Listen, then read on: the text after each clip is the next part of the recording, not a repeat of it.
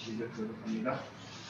인자가 자기 영광으로 모든 천사와 함께 올 때에 자기 영광의 보좌에 앉으리니 모든 민족을 그 앞에 모으고 각각 구분하기를 목자가 양과 염소를 구분하는 것 같이 하여 양은 그의 오른편에 염소는 왼편에 두리라. 그때 임금이 그 오른편에 있는 자들에게 이르시되 내 아버지께 복받을 자들이여 나와 참새로부터 너희를 위하여 예비된 나라를 상속받으라.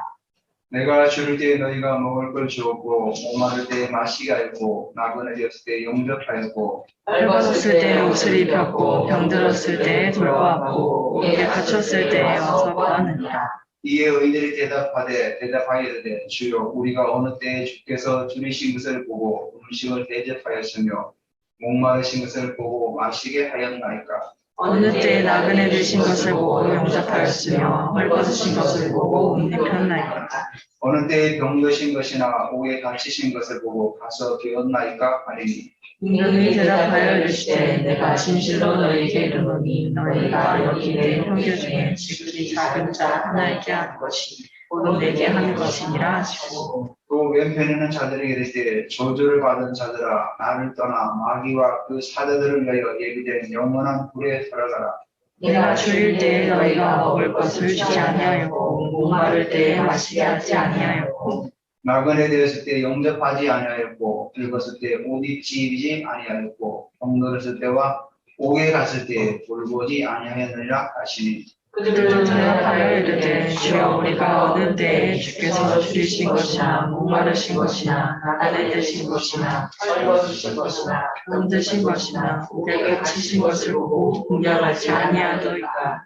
이에 임금이 대답하여 이르시되 내가 진실로 너에게 이르노니 이 지극히 작은 자 하나에게 하지 아니하는 것이 곧 내게 하지 아니하는 것이니라 하시니라. 그들은 영벌에 의인들은 영생에 들어가리라 하시니라. 아멘. 반갑습니다. 오늘 마태복음 25장은 세 가지 비유가 나오죠. 열처녀 비유가 나오고 달란트 비유가 나오고 오늘 마지막 양과 염소의 비유가 나옵니다. 이 비유들을 각각 하나씩만 우리가 보게 되면은 약간 우리가 좀 본문을 오해할 수가 있습니다. 그래서 25장 전체 부분을 우리가 이해해야만이 우리가 성경을 왜곡되게 해석하지 않을 수가 있는 거죠. 왜냐하면 오늘 마태복음 25장 우리가 이건 본문을만 보면은 아니 이게 뭐지?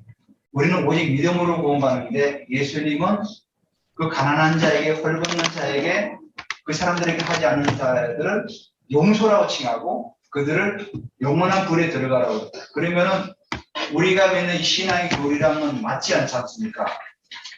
우리가 선한 행위를 통해서 구원을 받았습니까? 그렇지 않죠. 우리는 예수 그리스도를 믿음으로 말미암아 구원을 받았기 때문에 오늘 여기 있는 거죠. 우리가 뭔가 노력을 해서 뭔가 열심히 해서 헌금을 많이 하고 우리 같은 높은 지에 올라갔기 때문에 하나님이 우리를 선택한 것이 아니죠. 하나님은 에베소서에 보면 창세전에 우리를 택하셨다고 했어요. 자신 백성. 그래서 하나님께서 창세전에 우리가 연약하고 부족한 죄인이 되었을 때 우리를 부르셔서 하나님의 존전 앞에 세우신 거죠. 그래서 오늘 본문만 보면은 아니 이게 우리가 뭔가 열심히 뭔가 가난한 사람을 돕지 않아가지고 지옥에 가는 건가? 이렇게 오해를 하지 말라는 거죠. 이 본문을 가지고 우리가 잘못 해석을 하면은 선행을 행하여 천국에 갑니다. 그러니까 이런 본문, 요 본문만 딱 꼬집어가지고 보면은 천주교가 하는 말이 맞죠. 천주교는 뭐죠? 공로예요. 그들은 착한 사람에게 선한 일을 행하고 또 친구가 주는 주입 은혜를 받아야만이 천국에 간다. 이렇게 교리들이 돼 있어요. 그래서 그 천주교는 칠성제라고 하죠. 태어날 때부터 죽을 때까지 그 7번의 그 성례를 신부가 통해서 진례를 해야만이 천국에 간다. 그렇게 된 거예요. 근데 그것은 아니죠. 그래서 루터가 종교개혁을 한 거 아닙니까? 왜? 루터가 이래 보니까 완전히 중세 교회가 하나님 말씀하고 동떨어진 교리를 가지고 살아가니까 안 되겠다. 사실 그때 그 루터가 비텐베르그 대학에서 교수로 이제 로마서를 강의하면 그가 깨달은 거죠. 그래서 매주마다 어떤 논쟁을 하나 가지고 그 대학교의 정문에다 붙여서 대자보를 붙여서 논쟁을 하기 시작을 했던 겁니다. 그러다가 이 루터가 지금까지 모았던 논쟁을 다 95개 조항을 다 붙여가지고 논쟁을 시작하게 된 거죠. 그게 이제 종교개혁의 도화선이 됐던 거죠. 그러니까 그 중세교회가 하나님의 말씀을 떠나서 너무나 인간적인 방법으로 왜곡되게 해석해서 오다 보니까 결국은 한계에 다다랐던 거죠. 그래서 그 당시 물론 루터 이전에도 뭐 많은 개혁자들이 일어났죠. 네덜란드에 뭐 얀 후스 그런 사람들이 계속해서 어떤 그런 불꽃을 피워 나갔던 거죠. 그러다가 이제 루터 시대가 와서 하나님께서 그 일을 시작해 하신 거죠. 자, 그래서 우리가 25장을 정리를 하게 되면은 열처녀의 비유를 통해서 우리에게 말씀하시는 핵심이 뭡니까? 열처녀의 비유를 통해서. 열처녀의 비유를 통해서 우리에게 말씀하시는 그런 한 가지예요. 준비하고 깨어 있어라. 준비하고 있어라. 어느 때 올지 내가 모른다. 그래서 주님은 뭐라고 말씀하셨죠? 도적같이 올 것이다. 여러분, 도적이 오는 시간을 말해줍니까? 도적을 오는 시간을 말해주지 않아요. 우리가 정말 편안하고 잠들어 있을 때 가만히 들어와가지고 우리의 물건을 강탈해 가는 게 도적이죠. 근데 예수님께서 열처녀 비유를 통해서 우리에게 말씀하시는 바람은 준비하고 깨어 있으라는 거예요. 내가 어느 때 찾아갈지 모르니까 너는 항상 깨어서 준비하라. 그 말씀이죠. 두 번째로 달란트 비유는 뭡니까? 달란트 비유는 가장 핵심은 뭐냐? 이익을 남기는 거예요. 5달란트 사람은 5달란트 남겼고 2달란트는 2달란트를 남겼어요. 근데 1달란트 받은 사람은 어떻게 했습니까? 땅에 묻어놓고 그냥 냅둬버린 거예요. 근데 예수님께서 뭐라고 말씀하셨죠? 그 1달란트 사람에게 악하고 게으르다고 말씀하셨어요. 우리는 우리의 삶을 살아가면서 하나님 나라를 세워나가는, 그 이익을 낸다는 게 하나님 나라를 세워나가는 거다. 그래서 영혼 공동에 하나님 나라를 세워나가고 하나님께 주신 은사를 가지고 병든 자를 치유하고 또 정말 방향을 몰라서 헤매는 자들에게 우리가 예언을 통해서 방향을 제시해주고 나가는 거예요. 그렇게 해서 하나님께 세워나가십니다. 오늘 마지막으로 양과 염소의 비유를 통해서 우리에게 주시는 뭐냐면 또 하나님께 주신 그 복음을 받고 믿음으로 구원받은 자의 삶을 우리에게 말씀합니다. 자, 그래서 오늘 첫 번째로 주님은 심판의 주로 오신다. 심판의 주로. 여기 31절에 보면은 인자가 자기 영광으로 모든 천사들과 함께 올 때 자기 영광의 보좌. 그러니까 이거를 풀어서면은 그분의 영광의 보좌에, 그분의 영광의 보좌에 앉으리라. 이렇게 말씀하고 있습니다. 오늘 예수님께서는 사실 예수님이 초림 때는 어떤 모습으로 오셨습니까? 누일 곳이 없어가지고 마구간에 태어나지 않았습니까? 그 당시에 구레노가 호적을 하라 그러니까 이제 다 자기 본 태어난 데 가서 호적을 해야 되는데 여간이 없었던 거예요. 예수님은 마구간에서 태어나셨어요. 그 높은 보좌를 버리시고 가장 그 비천한 그 마구간에서 태어나신 게 바로 주님이죠. 주님이 33년의 공생애를 사시면서 우리 주님께서 호화로 연락하면서 좋은 집에서 진짜 좋은 자가용 끌고 다니면서 살았습니까? 그렇지 않아요.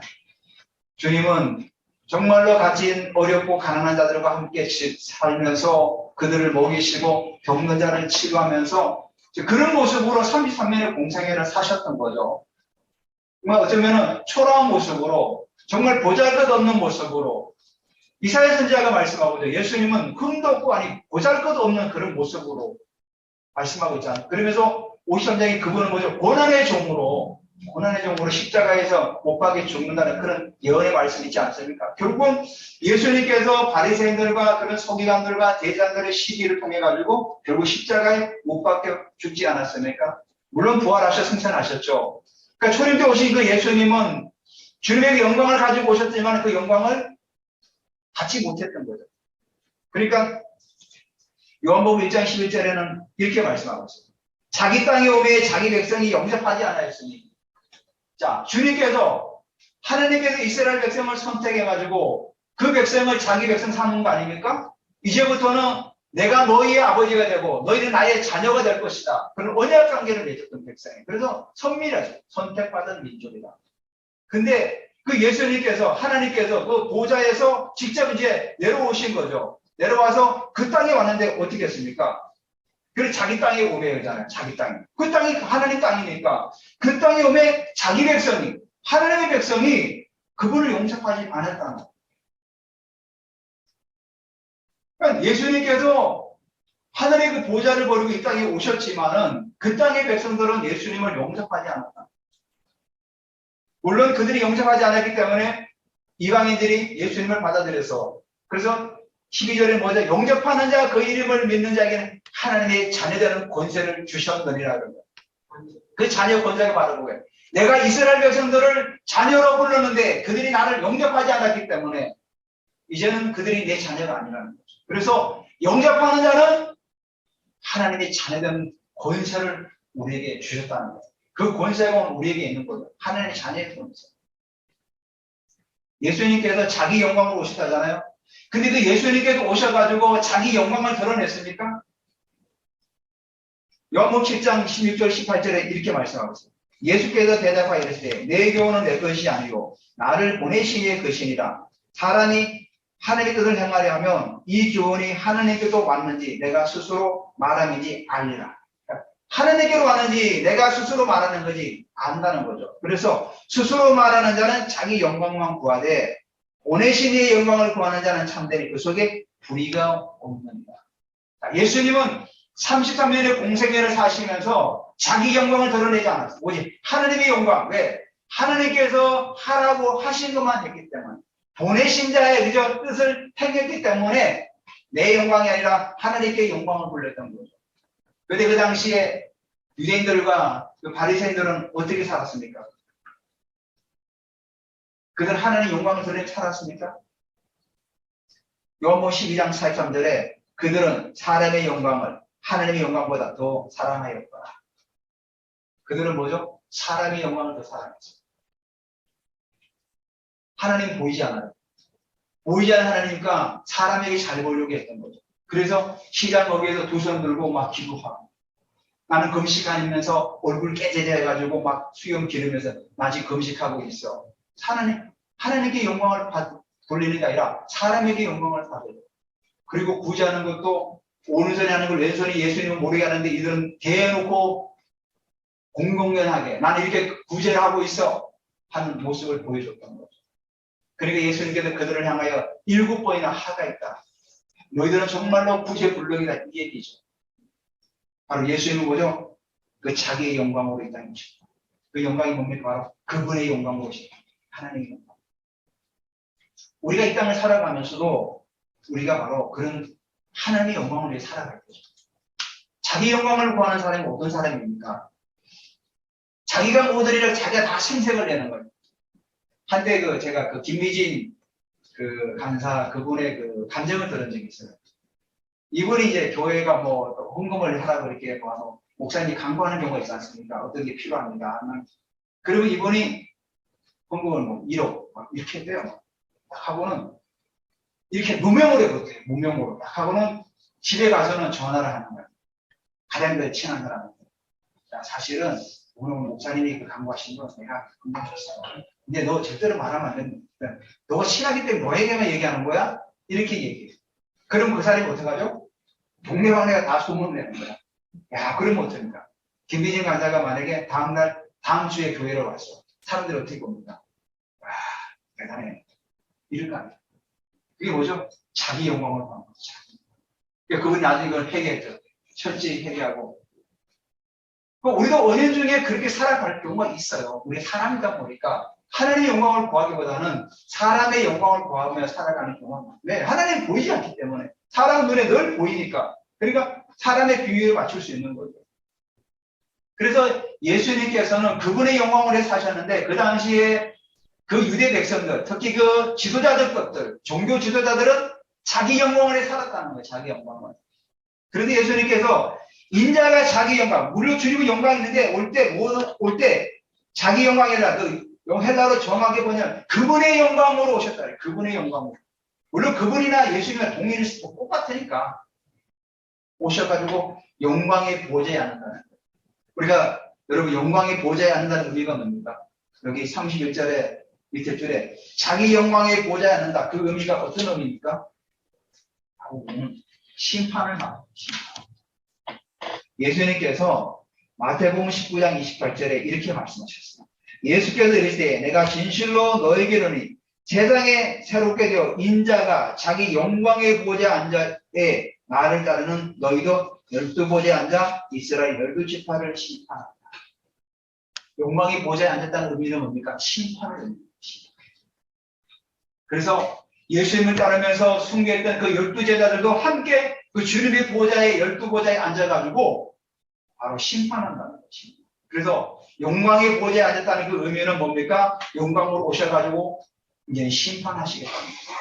그러니까 다시 오시는 주님은 초라한 그런 어떤 모습으로 오시는 게 아니라 영광의 보좌에 오셔가지고 이제 모든 걸 판단하신다는 거예요. 심판하십니다. 그래서 우리 인생이 모든 인생들이 우리가 마지막 때는 어떻게 주님의 그 심판대에 다 설 거 아닙니까? 믿는 자나 믿지 않는 자는 다 설. 우리는 어떤 심판대에 섭니까? 우리는 은혜의 심판대에 서는 거죠. 하지만 예수 믿지 않는 모든 불신자들은 불의의 심판대에 서는 겁니다. 그래서 영원한 지옥으로 떠나는 거죠. 우리는 물론 하나님 앞에서 우리의 행적들을 대히 말씀하시겠죠. 하지만 그래도 우리는 은혜의 보좌에서 우리는 천국에서 상급만 더 다를 뿐이죠. 그 상급도 우리가 지금 생각하는 그런 상급의 수준이 아니라는 거죠. 그렇습니다. 그래서 주님께서 영광의 보좌에 앉았다는 의미는 심판을 말합니다. 심판. 자, 오늘날도 우리가 이 마지막 때가 되었다고 말하지만 많은 사람들은 가볍게 여기는 경우가 있습니다. 창세기 보면은 하나님의 천사가 소돔과 고모라를 멸하시려고 하죠. 멸하시려고. 근데 아브라함이 계속 기도하죠. 계속 하나님 봐달라. 그래서 의인 막 50명, 40명, 30명, 20명 하다 의인 10명만 있어도 내가 하나님 좀 봐달라. 근데 의인 10명이 없죠. 근데 아브라함이 한 명까지 갔으면 모르게 됐죠. 그건 모르지만은 성경에 나와 있지 않으니까. 어쨌거나 의인 10명이 없어 소돔과 고모라를 멸할 때 그 천사가 롯에게 이런 얘기를 합니다. 내게 속한 모든 자를 다 끌어내라. 이제 내가 멸할 거니까 내게 속한 자를 다 끌어내라 그랬어요. 자, 근데 자기 두 딸이 있지 않았습니까? 모압과 암몬 족속의 이제 조상이 되었던 그 두 딸이 결혼할 사위가 있었어요. 결혼할 상대자가 있었어요. 그래서 롯이 이제 가서 그 사위들에게, 장차 사위 될 사람이죠. 사위 될 사람들에게 이렇게 얘기합니다. 롯이 나가서 그 딸과 결혼할 사위들에게 말하여 이르기를 여호와께서 이 성을 멸하시더니 너희는 일어나 이곳에서 떠나라 하되 그의 사위들은 농담으로 여겼더라. 농담으로. 하나님의 심판이 지금 임할 건데 우리 지금 피하지 않으면 너희 다 죽을 거야. 근데 그 사위들은 농담으로 여겼더라. 농담. 결국은 어떻게 됐습니까? 소돔과 고모라가 멸망하고 완전히 유황불에 그냥 다 그냥 사라져버렸죠. 지구상이 사라져버렸어요. 뭐 어떤 학자들은 그 소돔과 고모라가 사해 바다 밑바닥이 있지 않나 이렇게 말하는 분도 있어요. 하여튼 이 지구상에서 사라져버렸어요. 심판의 때 이들은 농담으로 여겼다는 거죠. 오늘날도 마찬가지입니다. 주님이 다시 온다는 그 말씀을 우리가 경각심을 가지고 살아가는 사람이 돼야지 그냥 가볍게 여기고 농담으로 여기고 할 때 불현듯 심판이 임했을 때 어떻게 합니까? 그때는 시간이 늦었다는 거예요. 제가 그랬죠? 카이로스 한번 얘기 들었죠? 그 헬라 시간에 카이로스라는 시간인데 그들이 이제 그 신화의 인물을 어떻게 만드냐면 앞에는 머리가 길어요. 뒤에가 어째 잡으라는 거죠. 근데 뒤에는 머리가 하나도 없어. 지나가면 잡지 못한다는 거죠. 그리고 어깨하고 이 발목에 날개가 있어서 속히 지나가는 거죠. 그러니까 마찬가지입니다. 우리가 이 마지막 때를 살아가면서 모든 목사님이나 그런 선자들이 이 마지막 때를 우리가 준비된다 할 때 그걸 가볍게 여기고 농담으로 여길 때 순식간에 다가올 수 있다는 사실이에요. 그래서 우리가 이런 심판의 때를 우리가 잘 준비하는 은혜가 있으시기 바랍니다. 자, 이 예수님께서 양과 염소를 구분해요. 양과 염소. 양과 염소를 구분하죠. 여기 이 32절에 모든 민족을 그 앞에 모으고 각각 구분하여 이르는 목자가, 이제 목자는 누굽니까? 결국 예수님이죠. 영광에 오시는 그 목자 예수님께서 양과 염소를 구분하는 같이 하여 양은 33절에 양은 그 오른편에 염소는 왼편에 두리라. 양은 오른편에 염소는 왼편에. 그러니까 이스라엘 사람들은 오른편을 하나님의 영광과 존귀의 권능의 자리라고 해요.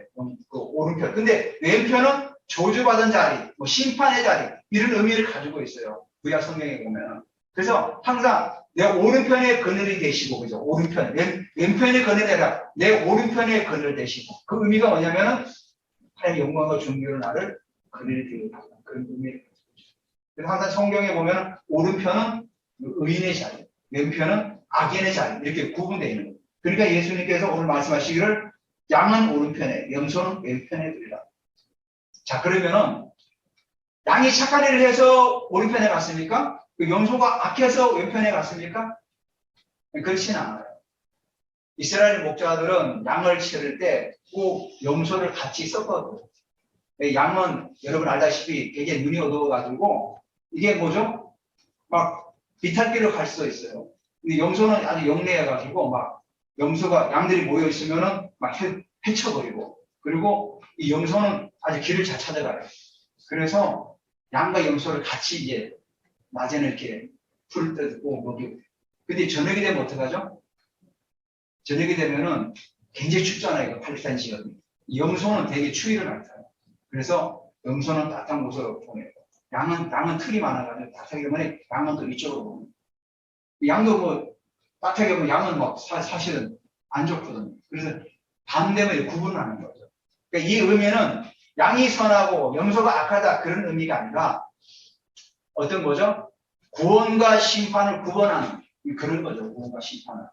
그리고 염소도 뭐 다 나쁜 게 아니에요. 염소도 그 양무리에서 키우면서 양에게 이롭기 때문에 넣어 집어넣는 거죠. 그러니까 염소가 무조건 악하고 양이 선하다 이런 어떤 이분법의 기준을 가지고 보면 안 되고, 단지 구원과 심판을 구분하기 위해서 양과 염소를 구분하는 것뿐이에요. 자, 근데 오늘 예수님께서 양이 한 일을 지금 말씀하고 있어요. 35절부터 보면은 예수님께서 이제 그 34절은 이제 그 오른편에 이제 상속관계, 제가 나중에 마지막에 말씀을 드릴게요. 자, 35절에 보면은 예수님께서 이렇게 말씀합니다. 자, 너희들이 이제 그래서 영원한 상속을 받는데 왜 상속을 받냐면은 내가 줄일 때에 너희가 먹을 걸 주었고, 목마를 때에 마시게 하였고, 나그네 됐을 때 영접하였고, 헐벗을 때 옷을 입혔고, 병들었을 때 돌아보았고, 옥에 갔을 때 와서 보았느니라. 자, 예수님께서 양들이 한 일은 뭐죠? 이렇게 많이 했다는 거예요. 근데 정작 양들은 어떻게 대답하죠? 여기 38절 나오죠? 32절에. 이에 의인들이 대답하여 이르되 주여 우리가 어느 때에 주께서 줄이신 것을 보고 음식을 대접하였으며 목마르신 것을 보고 마시게 하였나이까? 또 그리고 어느 때에 나그네 되신 것을 보고 영접하였으며 헐 벗으신 것을 보고 옷 입혔나이까? 어느 때에 병드신 것이나 오에 갇히신 것을 보고 가서 배웠나이까? 하리니. 예수님께서 분명히 너희들이 이런 일을 했다고 그러는데 이 양들, 의인들은 우리는 그런 일을 한 적이 없습니다. 이렇게 말씀합니다. 근데 40절 임금이 말씀하죠? 임금이 대답하이르되 내가 진실로 너희에게로니 너희가 여기 내 형제 중에 지극히 작은 자 하나에게 한 것이 곧 내게 한 것이라 하시고. 이해되는 거죠. 자, 우리가 주님에게 직접 하지 않았지만은 작은 자에게 한 것이 내게 한 것이라고 말씀하고 있는 겁니다. 그러니까 이제 이해되는 거죠. 자, 그러면 이 의인들은 어떻게 살았을까요? 성경에서 작은 자를 의미할 때 그 작은 자는 뭐냐면 굉장히 어떤 사회적인 혜택을 받지 못하고 이제 어려운 사람들을 말할 때 작은 자라고 말하죠. 그 구약 성경이나 성경 시대에 보면 그 작은 자는 주로 고와 가부를 그들을 돌보고 그들을 양식을 주고 돕는 사람들을 그 의인이라고 해요. 원래 그 의인이라는 차다크는 의미가 그 돌보다 구제하다의 의미에서 나온 단어예요. 그래서 의인들은 가난하고 어려운 사람들을 구제하는 것을 그 당시에 모든 사람들이 의인이라고 생각을 했던 거예요. 물론 제가 서두에 말씀드렸지만 우리가 선한 일을 행해야만이 구원을 받는 것 아닙니다. 선한 행위를 해 구원하는 게 아니라 이미 구원받은 자로서 선한 일을 행하는 의미를 가지고 이 본문을 이해하면 우리가 이해되는 거예요. 아니면 오해할 수가 있는 거죠. 자, 그래서 이들은 뭐냐면은 고와 가구를 돌봤다는 거예요. 여기 야고보서 1장 27절에 보면은 하나님 아버지 앞에서 정결하고 더러움이 없는 경건은, 자 들어보세요. 곧 고와 가구를 그 환난 중에 돌보고 자기를 지켜 세속에 물들지 아니하는 그것입니다. 다시 한번 읽어드릴게요. 야고보서 1장 27절에 하나님 아버지 앞에서 정결하고 더러움이 없는 경건은 곧 고와 가구를 그 환난 중에 돌보고 자기를 지켜 세속에 물들지 아니하는 그것입니다. 자, 그럼 여기서 가장 중요한 의미가 뭐죠? 경건이에요. 고와 가구를 돌보는데 그 도움이 없는 경건은 곧 고와 가구를 돌보는 것이다. 그리고 세속에서 물들지 않도록 너희들을 지켜나가는 게 바로 경건이라는 거예요. 자, 그럼 경건이라는 의미가 어떤 의미입니까? 위로는 하나님으로부터 계시를 받아서 예수로부터 연합하여 교제하면서 늘 성령으로 함께 동행하면서 자신을 지켜서 세속에 물들지 않고 늘 주님과 교제하는 사람을 바로 그런 의미에서 세상하고 뭔가는 세상 속에 내가 살아가지만 세상과 구별되는 삶을 살아가는 사람을 바로 경건을 받아요. 경건하다. 여러분 경건이 교회 나가서 옷 잘 빼입고 멋있게 다닌다고 그게 경건이 아니라 경건의 그 배경에는 뭐냐면 늘 하나님의 말씀에 내가 순종하고 주님과 연합하여 교제하며 성령의 인도를 따라 살아가면서 늘 주님과 함께 교통하는 삶을 살아가는, 그러면서 내가 세속에 있는 것과 물들지 않고 나 자신을 지켜서 늘 구별되게 살아가는 사람을 경건이라고 합니다. 자, 그러면 경건이라는 의미 안에는 뭐가 다 포함되어 있죠? 이 사람이 하나님의 사람이라는 게 포함됩니다. 자, 하나님의 사람이 당연히 구원받은 사람이죠. 구원받은 사람이기 때문에 경건하게 살려고 몸부림을 치는 거죠. 근데 오늘 야고보서 기자는 뭐죠? 경건이고 고와 가구를 돌보는 거라는 거죠. 그 의미는 뭐죠? 하나님 백성으로서 구원받은 백성은 바로 고와 가구를 돌보는 작은 자를 섬기는 것이 바로 경건이 하나님 백성의 의무라는 거예요. 그러니까 예수님께서 오늘 그 의인들에게 말씀하셨죠. 너희들은 내가 헐벗을 때 내게 먹을 거 주고 내가 옷이 없을 때 입혀주시고 정말 내가 나그네 때 너희들이 영접하였다. 근데 우리는 주님 앞에 직접 한 게 없는데요. 아니다. 너희들이 정말로 그 작은 자에게 한 것이 바로 내게 한 것이다. 그렇게 생각해보니까 이들은 고와 갈고로 돌봤던 거예요. 오른손에 하는 일을 왼손이 모르게 하고 사람들이 자랑하지 않고 믿음으로 하나님 백성으로서 내가 그 숨은 일을 하는 거죠. 그래서 예수님께서 항상 할 때 뭡니까? 오른손에 하는 것을 왼손이 모르게 하라. 그러니까 그 바리새인들하고 완전히 구분됐던 삶을 살아갔던 거죠. 이들은 정말로 겸손하게 하나님 앞에서 믿음을 가지고 그렇게 했던 거예요. 내가 이걸 해서 자기 영광을 취하고 하나님 영광을 취하는 자기 영광을 취하고 내가 했다고 막 나팔을 불면서 나 그 어려운 이웃을 도와서 바리새인들처럼 이렇게 살아가지 않았다는 거죠. 그래서 예수님께서는 이들에게 예비된 나라를 상속받아라 이렇게 말씀하십니다.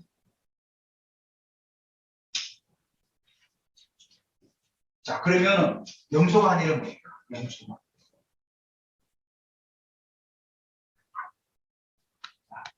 예수님께서 41절에 시작해요. 왼편에 있는 자들. 왼편에 있는 자들에게 이르시되 저주를 받은 자들아. 일단 저주부터 시작해요. 저주를 받은 자들아. 나를 떠나 마귀와 그 사자들. 마귀와 사자는 바로 귀신들을 말하는데 그 사자들을 위하여 예비된 영원한 불에 들어가. 마귀가 이제 대빵이면은 이 사자들은 그 졸개들이에요. 계시록에 보면은 그 천사가 싸울 때 그의 사자들도 다 쫓겨났던 거예요. 그래서 막 사람들에게 역사하는 거 그게 바로 귀신들이죠. 자, 그래서 우리가 예비된 영원한 불에 들어가 이미 저주하고 심판하신 다음에 뭐라고 말씀하냐면 42절 내가 줄일 때 너희가 먹을 걸 주지 아니하였고 목마를 때 마시게 하지 아니하였고 나그네 되었을 때 영접하지 아니하였고 벌거을 때 옷 입히지 아니하였고 병들었을 때 옥에 갇혔을 때 돌보지 아니하리라 하시니. 자, 근데 이들의 대답은 완전 반대입니다. 그들이 44절 보세요. 그들이 대답하여 이르되 주여 우리가 어느 때에 주께서 줄이신 것이나 목마른 것이나 나그네 되신 것 헐벗으신 것이나 병든 것이나 옥에 갇힌 데 보고 공양하지 아니하더이까. 오히려 양들은 자기가 할 일을 모르는데 이들은 뭐죠? 우리가 다 했다는 거예요. 여기 분명히 말씀하고 있죠? 4절에 그들이 대답하되 주여, 주여라고 그랬죠, 주여. 이게는 뭐죠? 불신자가 아니라는 건데요. 주여, 불신자들이 예수님을 주라고 합니까? 대부분 선생이요, 선한 선생이요, 이렇게 얘기하죠. 근데 여기는 뭐죠? 대답하래 주여, 우리가 어느 때 주께서 줄이신 것을 목마르니 쭉 나가죠. 그러면서 뭐라고 하죠? 공양하지 아니하니까. 다 했다는 거예요, 다 했다는 거예요. 이들도 다 했다는 거예요, 다 했다는 거예요. 이게 좀 굉장히 좀 고민스럽죠. 아니, 이들도 다 했는데 왜 그랬을까? 이에 임금이 대답하되 내가 진실로 너희에게 이르니 이 질기 작은 자 하나에게 하지 아니한 것이 곧 내게 하지 아니한 것이라 하십니다. 자, 그럼 우리가 어떻게 유추할 수 있을까요? 결국 이들은 자기 영역을 다 행위했어요. 다 했어. 근데 많은 사람들에게 떠벌린 거예요. 떠벌리고 다닌 거예요. 나는 교제했어. 나는 금식했어. 나는 누구를 도왔어. 다 떠벌리고 다니는 거예요. 그러니까 이미 자기 영역을 다 받은 거예요. 자기 영역을 다. 자, 그러면은 이들도 분명히 선한 일을 많이 했어요. 근데 결국은 뭐죠? 예수님을 알지 못한 거예요. 예수님을 알지 못하고 종교적이고 형식적이고 의식적인 삶을 살았던 거예요. 교회는 나오지만은 예수 그리스도를 알지 못하고 그냥 종교적으로 교회 다니고 형식적으로 교회 다니고 의식적으로 교회 다니고 교회 한다고 하나님 벌레를 씌울 것 같고 헌금하는 하나님께도 뭔가 이상하게 우리를 치실 것 같고 그런 어떤 뭐죠? 심판주. 그냥 멀리 계시는 창조주. 엄하신 하나님. 인격적인 하나님이 아니라 종교적인 하나님. 이방신들을 찾는 그런 어떤 우상배하는 그런 어떤 그래서 이방인들이 어떻게 합니까? 이사 갈 때도 함부로 이사 못 가지 않습니까? 소문 없는다. 왜? 뭔가 해를 입을 것 같으니까. 바로 우리의 신앙도 그런 신앙들이 있다는 겁니다. 형식적이고 종교적이고 의식적인 그런 신앙생활. 그걸 다 부셔버리려면 예수님께서 뭐라고 합니까? 너희들이 그렇게 한 거는 내게 한 게 아니라는 거예요. 아, 우리도 다 했는데요? 그거는 제대로 한 게 아니라는 거예요. 그래서 마태복음 7장 21절에 나더러 주여 주여 하는 자마다 다 천국에 들어갈 것이 아니요 다만 하늘에 계신 내 아버지의 뜻대로 행하는 자라야 들어가리니. 하나님 아버지께서 말씀하신 그 뜻이 결국 뭡니까? 예수 그리스도를 믿는 거예요. 예수 그리스도. 영생하고 하나님과 그의 보내신 자 예수 그리스도를 아는 거라고 말씀하지 않았습니까? 그러니까 하나님의 뜻은 뭡니까? 하나님의 뜻대로 행하는 게 뭡니까? 예수 그리스도를 믿고 예수 그리스도의 말씀대로 순종하고 살아가는 삶을 말하는 거예요. 근데 이들은 뭐죠? 하나님께서 보내시지만 예수님을 보냈지만 자기 땅에 왔는데 자기 땅에 있는 백성들을 영접하지 않았어요. 결국 뭐죠? 그들은 여전히 종교적이고 의식적이고 율법적인 그런 삶을 계속해서 살아갔다는 거예요. 한때 우리나라가 기독교가 들어오니까 어떻게 됐습니까? 우리나라 율법이 굉장히 강하죠. 유교가 굉장히 강하지 않습니까? 유교하고 율법하고 비슷하지 않습니까? 유교하고 율법이. 그러니까 막 예전에는 이 교회 예배당도 반 나라가 커튼 쳐가지고 여기 남자 여기 여자 서로 쳐다보지 못하게 하고 그 교회에서는 얼마나 하지 말라는 게 많았어요. 물론 우리가 예배자로서 물론 갖춰야 될 부분은 있습니다. 당연히 있지만 그걸 율법으로 우리가 이해하는 것이 아니라 내가 하나님의 존재에 나아가기 때문에 내가 단정하게 있고 또 뭐죠? 준비해서 이렇게 나가는 거지 그 율법하고는 전혀 상관이 없는 거예요. 바로 오늘 그 영소가 바로 이런 자들이에요. 우리는 교회를 다니면서 용서의 손에 손이 많이 되는 거죠. 그래서 세 번째로 우리 의인들에게 주시는 말씀이 뭡니까? 예비된 나라를 상속받아라. 34절에 말씀하고 있죠. 34절. 이 양에게 같은 말씀이에요. 그때 임금이 그 오른편에 있는 자들에게 이르되 내 아버지께 복을 받은 자들이여 나와 창세로부터 너희를 위하여 예비된 나라를 상속받아라. 예비된 나라를 상속받아라. 데살로니가전서 2장 12절에 이 말씀이 있어요. 이는 너희를 부르사 자기 나라와 영광에 이르게 하시는 하나님께 합당하게 행하려 합니다. 우리를 부르신 게 뭐냐? 자기 나라와 영광에 이르기 위해서 우리를 부르셨다는 거예요. 자기 나라가 어떤 나라입니까? 하나님의 나라. 그 하나님의 나라에 우리를 영광 가운데서 우리를 이끌어 가시는 우리를 그렇게 부르셨다는 거예요. 그래서 고린도 15장 50절에도 형제들아 내가 이것을 말하니 혈과 육은 하나님의 나라를 이어받을 수 없고 또한 썩은 것은 썩지 않은 것을 유혹으로 받지 못해. 이 말은 뭡니까? 우리의 혈과 육으로 우리의 노력과 선한 행위로는 결국 하나님의 나라를 유혹으로 받을 수가 없다는 거예요. 또 썩어져가는 세상에 다 썩어져가는 것은 썩지 않은 것을 유혹으로 받을 수가 없다는 거예요. 그러니까 이 땅에 있는 것으로 다시 말해서 우리 인간의 내재적인 자원을 가지고 뭔가 노력을 해서 우리는 구원을 얻을 수가 없다는 거예요. 오직 구원은 하나님이 은혜로 받는 거예요. 그래서 에베소 2장 8절에 뭐라고 말씀하십니까? 너희가 그 은혜로 인하여 믿음으로 말미암아 구원을 받았니 이것이 너희에게서 난 것이 아니요 하나님의 선물이다. 분명히 말씀하고 있죠. 은혜로 말미암아 믿음으로 말미암아 구원 받는데 그 믿음조차도 내게서 난 것이 아니라 하나님 주신 선물이라는 거예요. 선물. 우리는 약속된 예비된 나라를 이미 받았어요. 우리 이미 받은 거예요. 내가 죽어봐야 천국 가는지 안 가는지 그거 아니라 감리교는 그러죠. 감리교는 알미니안 주의는 천국에 내가 죽어봐야 천국인지 지옥인지 알 수 있다는 거예요. 그렇지 않아요. 그래서 알미니안 주의를 아는 거죠. 감리교 신앙이 그래요. 우리는 뭐죠? 이미 받은 거예요. 예정령 통해서 이미 받은 거예요. 우리는 이미 창세로부터 우리를 선택받아가지고 하나님 나라를 유업으로 받았어요. 우리는 두려워할 필요가 없어요. 이미 우리는 그 영원한 하나님 나라를 유업으로 받았기 때문에 이 땅을 떠나면 그 영원한 하나님 나라, 이 땅에서도 하나님의 나라, 이 땅에 하나님 나라를 유업을 받았기 때문에 우리 하나님께 우리에게 주신 그 은사들을 가지고 손을 얹는 병든 자가 치유되고 귀신이 쫓겨나가고 하나님의 은사를 가지고 사람을 더 숨기고 홍도를 숨기는 바로 거기 영원한 나라를 우리가 상속받았다는 거예요. 많은 사람들이 이게 영원한 예비된 나라를 상속받은 것들을 그냥 죽어도 천국 가는 거로만 이해해. 죽어도 천국 가는 거. 그거 너무 억울하지 않습니까? 이 땅에서 막 재밌는 거 이런 거 다 누리지 못하고 네 죽으면 천국 가니까 괜찮아. 주님은 이걸 원하지 않는 거예요. 이 땅에서도 하나님의 나라를 이미 상속받았기 때문에 누리기를 원하시는 거예요.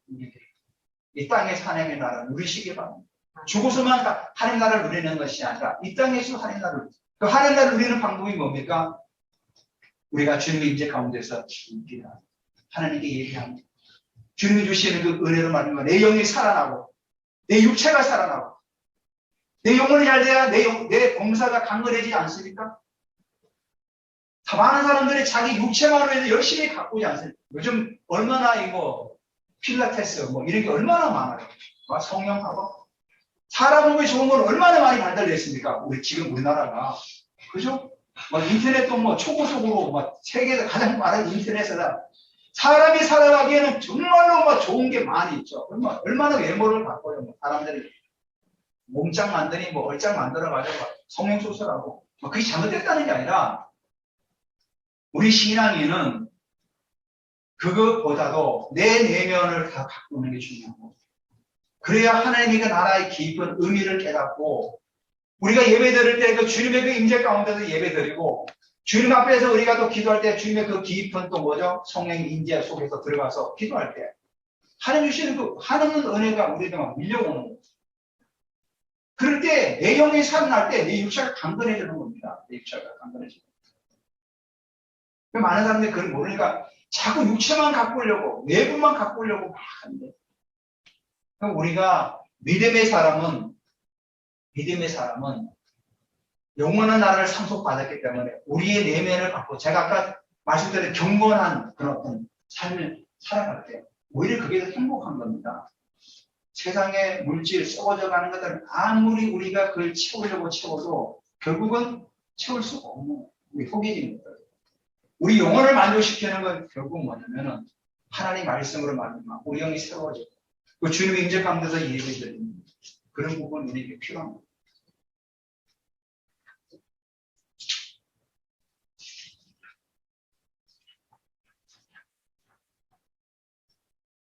제가 성경 한 구절만 하고 마칠게요.